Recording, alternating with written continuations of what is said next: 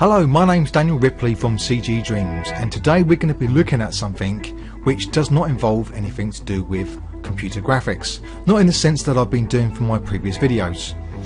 In this particular case is going to be to do with a web application that I've been using recently called Webplus X6, and this program is fantastic if you're not a programmer like me when it comes to making your own web pages.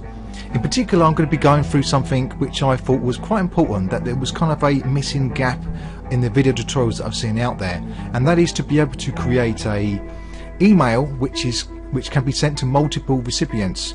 And this was something that I looked into, and for various help that I found online and on forums, and certain applications are able to do this. So this is make it easier for you to be able to achieve yourself if you're having this issue.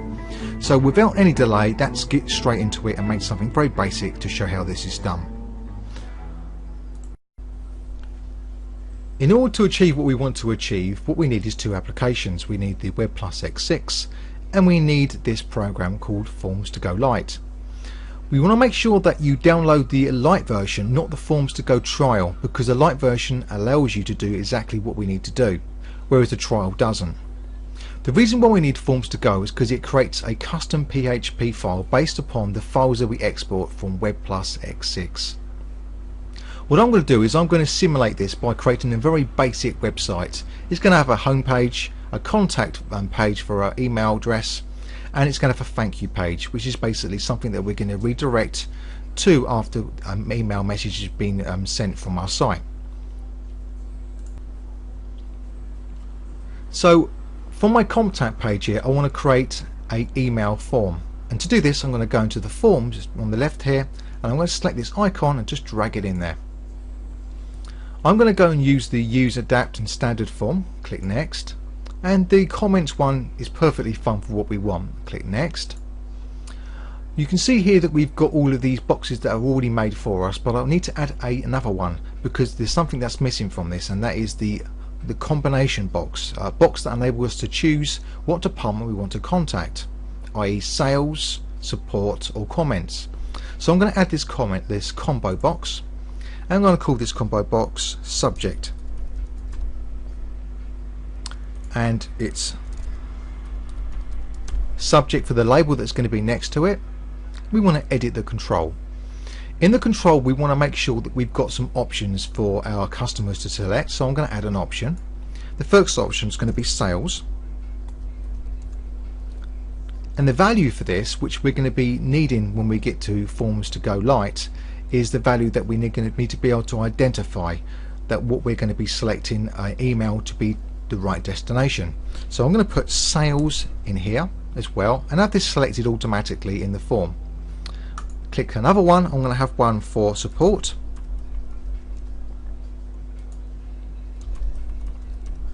you notice that I'm not putting capital letter at the beginning of the value here, so I can see the difference between the value and the actual name of the box itself that we're creating. And we want to create another one, comments.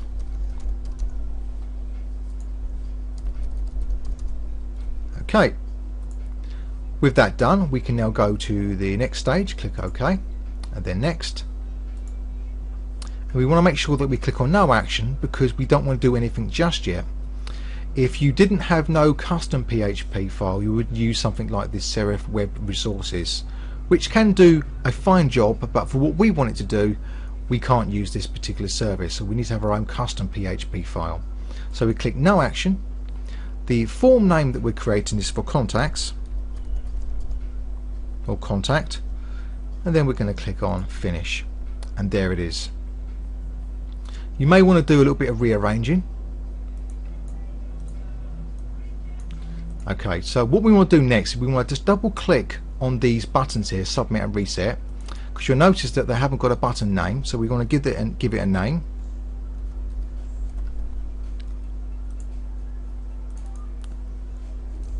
This is because the Forms to Go Lite likes to have a name for all of these fields, otherwise it may come back with an error. Now that we've done this, we can move on to the next stage, and that is to simply export this. So we're going to go to the publish site and publish to disk folder. Make sure I publish all of my pages, and then we want to open and view these in our browser. So we're in the browser now. We've got all of these files here, and we're just going to temporarily close this down. We've got this Forms to Go Light by the side, and in the next stage we're going to be using Forms to Go Light to generate this PHP file. So to do this, we simply drag and drop our contacts HTML form into here. You notice that you've got all of these values that we should recognize from the form itself.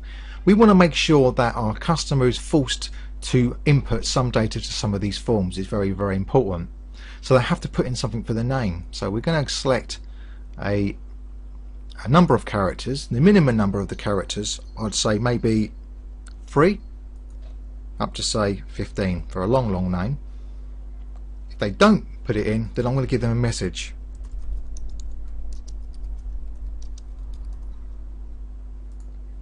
Same for the email. There's one specifically for email, we can see here, email address. And if they don't put that into the email address, you need to give them a message.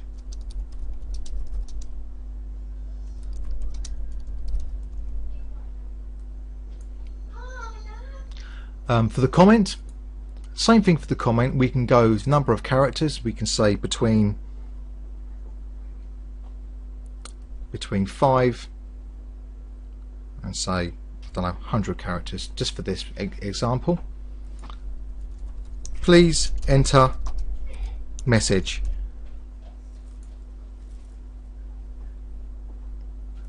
Submit, reset, and subject we don't have to add anything for. That's fine the way that is. We can go on to the next step now, and we need to go into the edit menu, or sorry, settings, and go to email to forms owner.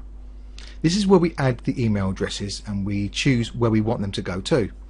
So first of all, we want to go from whatever the email address is that someone's going to put in, which is the email field, and then we want to just click plus to add an email address. So for me, it's going to be going to say sales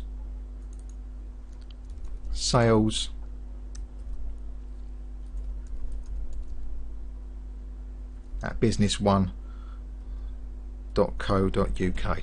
okay, just some made up address there. And for the rule, we want to have the rule as a subject, because the subject is the option where we can choose where we want it to go to, and the subject is going to be equal to the form, and this is the value that we put in. So the subject value that we put in for it was sales. You can see there. We just pop back into the program again, we can see this. We just double click on this, you can see the value there for sales item is sales. Make sure it's spelt the same.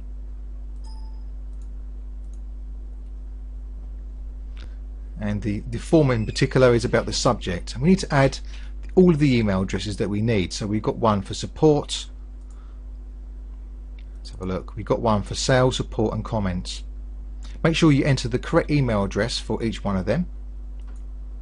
And okay, once you've checked that you've definitely got that right, we need to go on to the next place called the email body.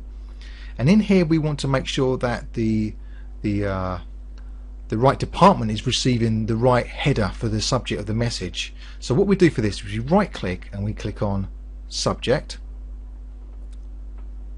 and that's the one.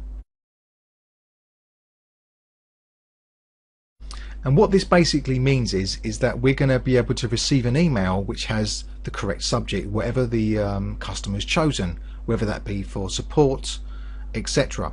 This way that you're going to be able to identify all your emails should you have other emails going to the same location. But it's just something that you can have if you want to. You don't have to have just a subject. You may want to have the subject and have maybe one of the other fields to be included in the subject of the email. As an example, I actually put a field there for the title so that the person that wishes to contact you can put their own particular title as to what the subject's about. In this particular case, I could have maybe that sign there with a space, and then right click and have title there as well.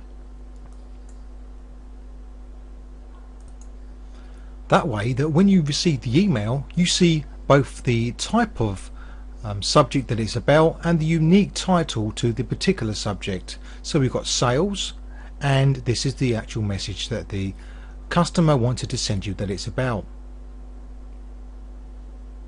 So with that said, I'm going to click OK, and then that's all we need to do, apart from one more thing in the settings, and that is the landing pages. And we want to redirect this. We want to redirect it so that it goes back to the thank you page. So to do this, we click on redirect. We make sure we've got the full URL on which we want to direct it to. So in this particular case, I'm going to make one up. It's going to be, say,